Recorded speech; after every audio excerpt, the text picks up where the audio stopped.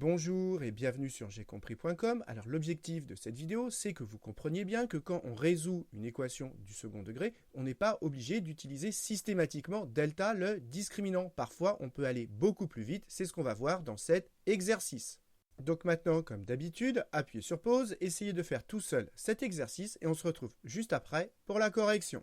Donc, allons-y, corrigeons cet exercice. Alors, pour résoudre une équation du type ax carré plus bx plus c égale 0, une technique qui marche tout le temps, c'est d'utiliser le discriminant. Mais parfois, on peut aller plus vite, par exemple lorsqu'on peut factoriser ou lorsqu'on reconnaît une équation du type x carré égale a.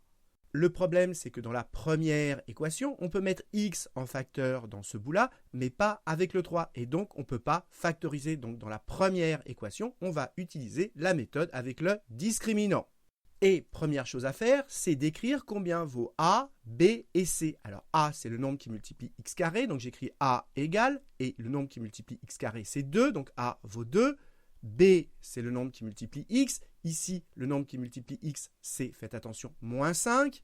Et la constante, c'est c qui vaut moins 3. Une fois qu'on a fait ça, on calcule le discriminant, qu'on note souvent delta. La formule, c'est b carré moins 4ac. Donc, on remplace doucement. B carré, donc ça fait moins 5 au carré, moins 4, que multiplie a, c'est-à-dire 2, que multiplie c, moins 3. Et maintenant, il n'y a plus qu'à calculer. Moins 5, le tout au carré, ça fait 25. Moins fois moins, ça fait plus. 4 fois 2, 8. Et 8 fois 3, ça fait 24. Et 25 plus 24, ça fait 49. Et donc, le discriminant, delta, il est strictement positif puisqu'il vaut 49. Et s'il est strictement positif, ça veut dire que cette équation, elle a deux solutions. Et voici les formules qui vous donnent les deux solutions qu'on appelle x1 et x2. Donc, on n'a plus qu'à remplacer. x1, c'est égal à moins b. Donc, b vaut moins 5. Donc, moins b, c'est l'opposé, ça fait 5. Moins racine de delta, c'est-à-dire racine de 49 sur 2a. a vaut 2, donc le double, ça fait 4. Et maintenant, il n'y a plus qu'à arranger. 5 moins racine de 49. Racine de 49, ça fait 7 sur 4. 5 moins 7, ça fait moins 2 divisé par 4. Et on simplifie par 2, ça fait moins 1 demi. Et pour la deuxième solution, dans la formule, ce qui change, c'est qu'au lieu d'avoir un moins, ici on a un plus. Donc on reprend son calcul et au lieu de mettre un moins ici, on va mettre un plus. Donc ça fait 5 plus 7 divisé par 4. 5 plus 7, ça fait 12. Et 12 divisé par 4, ça fait 3. Donc voilà la deuxième solution. Et on n'oublie pas de faire une conclusion. On écrit que l'ensemble des solutions, grand S, et on écrit entre accolades les solutions qu'on a trouvées, moins 1 demi et 3. Et pour vérifier que votre résultat est cohérent, pensez à tracer la courbe de cette fonction avec votre calculatrice. Donc on va le faire, ça fait 2x au carré moins 5x moins 3. Et regardez ce qu'on obtient.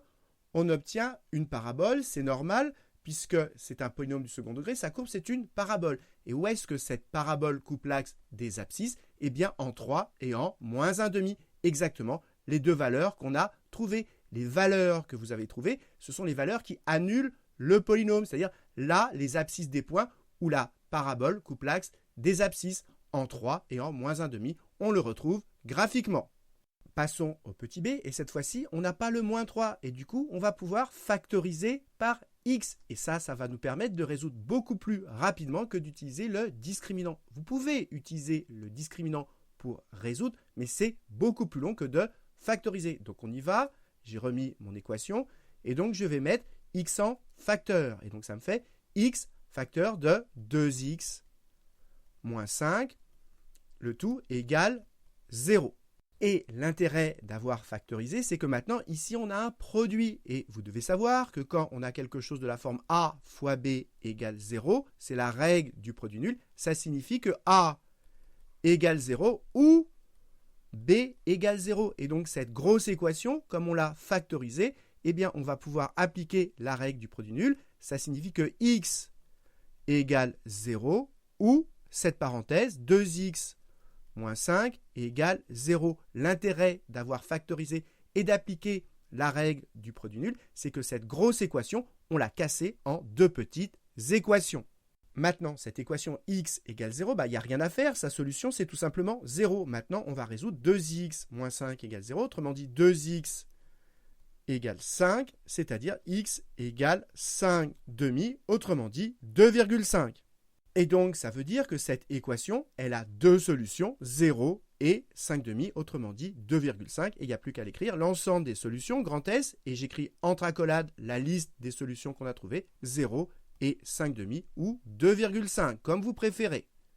Passons à la dernière équation, et là encore, on pourrait utiliser le discriminant, mais c'est très long, et quand vous voyez une équation où vous avez que du x carré et pas du x, eh bien on peut isoler le x carré et se ramener à une équation du type x carré égale a. C'est ce qu'on va faire, on va isoler le x carré, donc on a 2x carré égale 5, et pour l'isoler ensuite, il n'y a plus qu'à diviser par 2, et donc ça fait que x carré égale 5 demi. Et vous devez savoir que quand vous avez une équation du type x carré égale a avec a positif, eh bien ça signifie que x il vaut racine de a ou moins racine de a. C'est exactement ce qu'on va utiliser ici. X carré vaut 5 demi, donc ça veut dire que x, 5 demi c'est bien positif, donc ça veut dire que x vaut racine de 5 demi, ou l'opposé, x, c'est-à-dire vaut moins racine de 5 demi. Et donc, ça veut dire que cette équation, elle a deux solutions, racine de 5 demi et moins racine de 5 demi. C'est ce que j'ai écrit ici.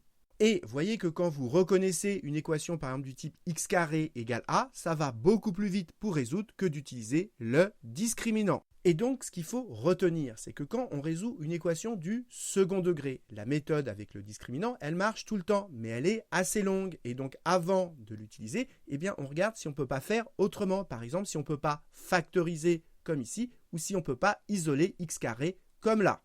Donc voilà, cette vidéo est terminée. J'espère que vous avez bien compris. Et comme d'habitude, si vous avez apprécié cette vidéo, n'hésitez pas à la partager et à la liker.